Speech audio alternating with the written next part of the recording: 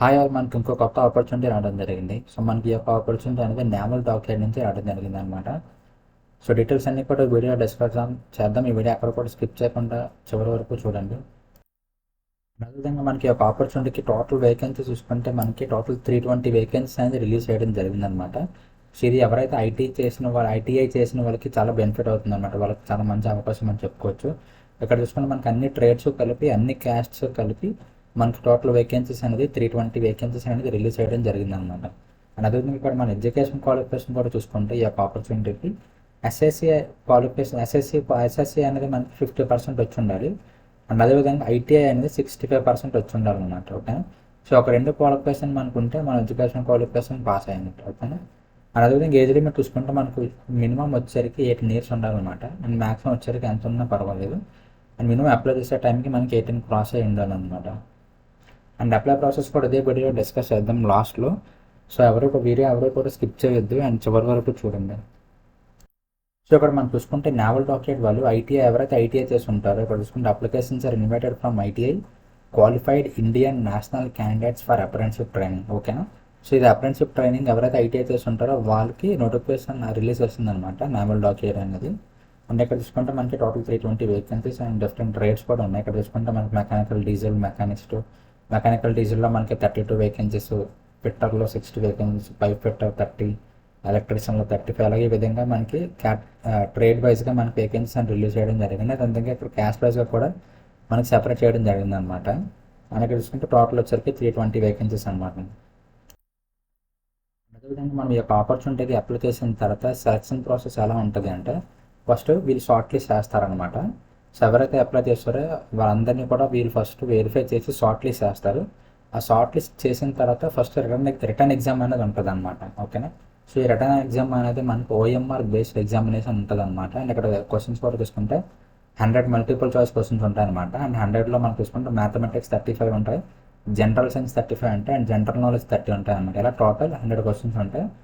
Question paper అనేది మనకి English లాంగ్వేజ్లోనే ఉంటుంది అనమాట. ఓకేనా. And each one carrying 1 mark. ఓకేనా. అండ్ మీకు ఇందులో నెగిటివ్ మార్కింగ్ అనేది ఏమి ఉండదు అనమాట రిటర్న్ ఎగ్జామ్లో. సో రిటర్న్ ఎగ్జామ్ అయిపోయిన తర్వాత మనకి ఫైనల్ మెరిట్ ప్రిపేర్ చేసి దాని తర్వాత మన డాక్యుమెంట్స్ అన్నీ కూడా వెరిఫై చేసి మనకి ఒక ఆపర్చునిటీ అనేది ఇవ్వడం జరుగుతుంది అనమాట. ఓకేనా. సో ఇది సెలక్షన్ ప్రాసెస్ వచ్చేసరికి సో మనకి ఎవరైతే షార్ట్ లిస్ట్ అయ్యారో ఆ షార్ట్ లిస్ట్ అయిన వారికి ఎగ్జామ్ ఎప్పుడు ఉంటుంది అంటే రిటర్న్ ఎగ్జామ్ అనేది మనకి ఎవరు చూసుకుంటే 22 మార్చ్ 2026 అనమాట. ఓకే. అంటే నెక్స్ట్ ఇయర్ మనకి మార్చ్ 22 రిటర్న్ ఎగ్జామ్ అనేది పెట్టడం జరుగుతుంది అనమాట. అది కూడా ఓఎంఆర్ బేస్డ్ ఎగ్జామినేషన్ పెట్టడం జరుగుతుంది అనమాట. అంటే ఈ ఎగ్జామ్ ఎక్కడ జరుగుతుంది అంటే విశాఖపట్నంలో జరుగుతుంది అనమాట. వైజాగ్లో జరుగుతుంది ఒక ఎగ్జామ్ అంటే ఆఫ్లైన్ ఎగ్జామ్ అనమాట. అండ్ ఓఎంఆర్ బేస్డ్ ఎగ్జామ్ అనమాట. ఓకే. సో ఈ ఎగ్జామ్ అనేది మనకి మార్చ్లో జరుగుతుంది. అదేవిధంగా డిక్లరేషన్ ఆఫ్ ఎగ్జామ్ రిజల్ట్ వచ్చేసరికి 25th మార్చ్ అనమాట. 3 డేస్లో మనకి రిజల్ట్ అనేది కూడా వచ్చేస్తుంది. దాని తర్వాత మనకి 30 మార్చ్న డాక్యుమెంట్ వెరిఫై చేసి మెడికల్ ఎగ్జామినేషన్ అనేది 31st చేసి మనకి ఆపర్చునిటీ అనేది ఇవ్వడం జరుగుతుంది అనమాట. ఓకేనా. అదేవిధంగా మనం ఇక్కడ స్టైపెండ్ కూడా చూసుకుంటే stipend payable will be range from 9,600 to మనకి 10,560 అనమాట. ఓకేనా. సో మనకి 9,000 నుంచి 10,000 వరకు మనకి స్టైపెండ్ అనేది పర్ మంత్ రావడం జరుగుతుంది అనమాట. సో ఇది మీకు చిన్న అమౌంట్ అని చెప్పి మీరు నెగ్లెక్ట్ తీసుకోవద్దు. ఎందుకంటే మనకి నావల్ డాక్యుమెంట్లో రావడం చాలా మంచి అవకాశం అనమాట. సో మీకు రేపు పొద్దున్న ఇందులో పర్మనెంట్ జాబ్స్ ఏమైనా పెడితే మీకు ఫస్ట్ ప్రిఫరెన్స్ ఇవ్వడం జరుగుతుంది అనమాట. ఓకేనా. సో అందుకని ఎవరు కూడా ఎలిజిబుల్ అని ప్రతి ఒక్కరు కూడా అప్లై చేయడానికి ట్రై చేయండి అండ్ ఎవరు కూడా మిస్ చేసుకోవద్దు. అంటే ఇప్పుడు అప్లై ప్రాసెస్ చూసుకుంటే ఈ యొక్క పర్టికులర్ ఆపర్చునిటీకి ఎలా అప్లై చేయాలంటే ఈ యొక్క జాబ్కి మీరు అప్లై చేయాలంటే ఫస్ట్ మీరు ఏం చేయాలంటే ఇక్కడ చూసుకుంటే candidates have to first register themselves in online portal. ఓకేనా.